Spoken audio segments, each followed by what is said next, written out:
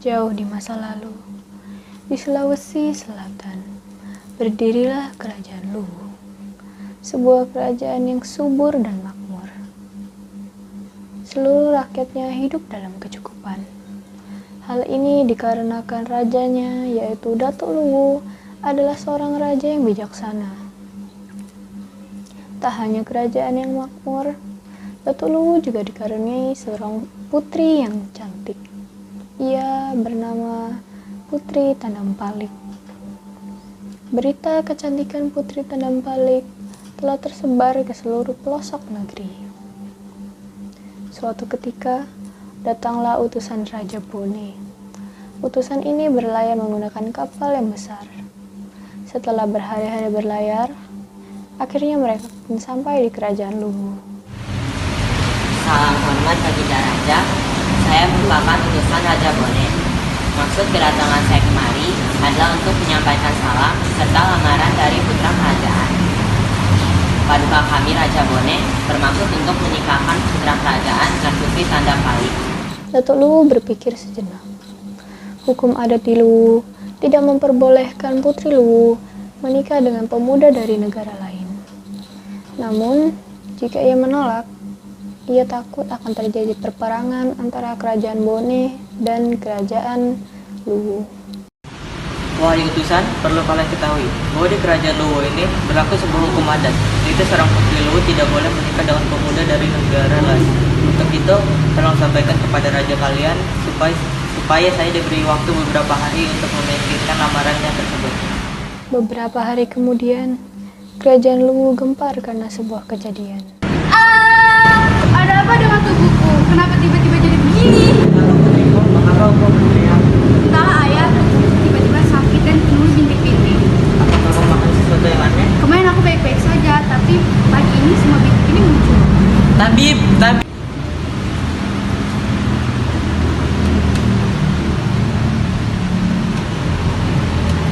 Maafkan saya, Datuk. Saya sudah berusaha dan mencoba segala cara, namun tidak ada obat yang dapat penyakit ini.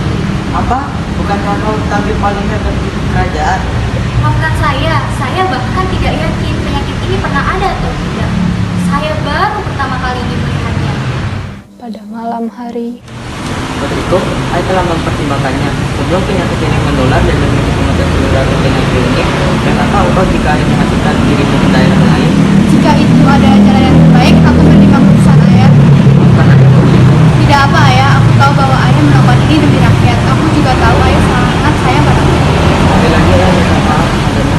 Dan terima kasih atas pengertianmu. ketika hari mulai siang, segala persiapan telah dilakukan. Putri Tandampalik pun pergi untuk mengasihkan diri. Ia hanya ditemani oleh beberapa dayang.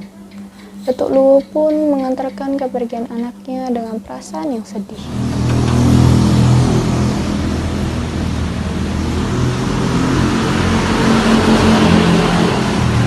Selamat tinggal ayah. Selamat jalan, putriku. Jagalah Tuan Putri baik-baik. Siap paduka. Setelah perjalanan panjang, akhirnya mereka pun tiba di sebuah pulau asing. Wow, pulaunya indah sekali. Sepertinya pulau ini kosong karena belum terjamah oleh manusia, Tuan Putri. Sepertinya begitu, tidak ada siapa-siapa di sini. Wah iya, sepertinya pulau ini cukup kita, Tuan Putri. Wah, di sini ada buah wajo, Tuan Putri. Cobalah, ini seperti sudah matang dan enak.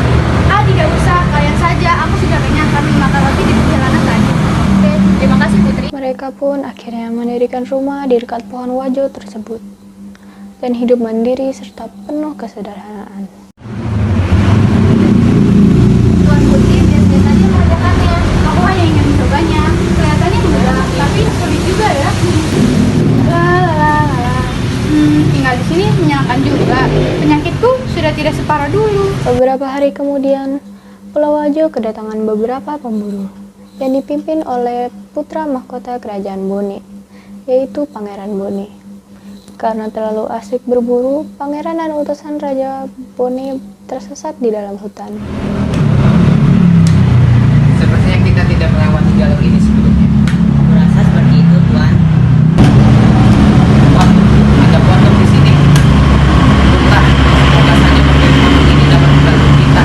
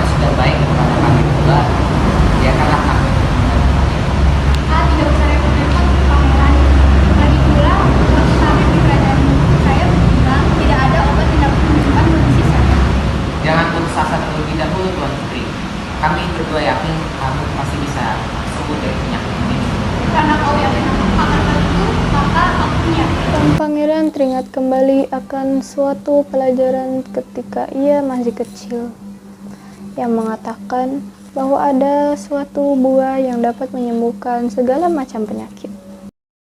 Sepertinya buah itu dapat menyembuhkannya.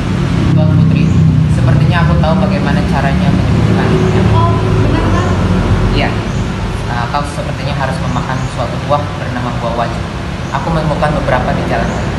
Jika begitu, seharusnya aku makan buah itu datang kemari. Jika dipikir-pikir, aku belum pernah mencobanya. Tuan Putri, aku tidak akan membiarkan sakit baik itu atau maukah kamu menjadi sebagian dari diriku? Baiklah, aku akan terima kamu. Sang putri mengupas dan memakan buah wajah tersebut. Betapa ajaib bintik hitam di tubuh putri kini menghilang. Pangeran dan putri pun akhirnya pulang ke kerajaan Luwu. Maafkan ayahmu sebesar-besarnya, nak. Ayah telah membuangmu ke tempat terpencil seperti itu. Ayah sangat senang kau sudah sembuh. Bagaimana kamu dapat menyembuhkan penyakit itu, nak? Tidak apa ayah, justru aku berterima kasih karena kakek tidak terkenal penyakitku dan aku belajar hidup mandiri. Dan semua ini berkat pangeran dari kerajaan Bone. Berterima kasihlah padanya ayah. Terima kasih banyak, Pangeran. Kau adalah penyelamat. Aku hanya sedikit untuk dia, bukan apa-apa. Akhir cerita, pernikahan antara pangeran putra mahkota kerajaan Luwu dan putri Tanampalik pun digelar. Mereka hidup bahagia selamanya.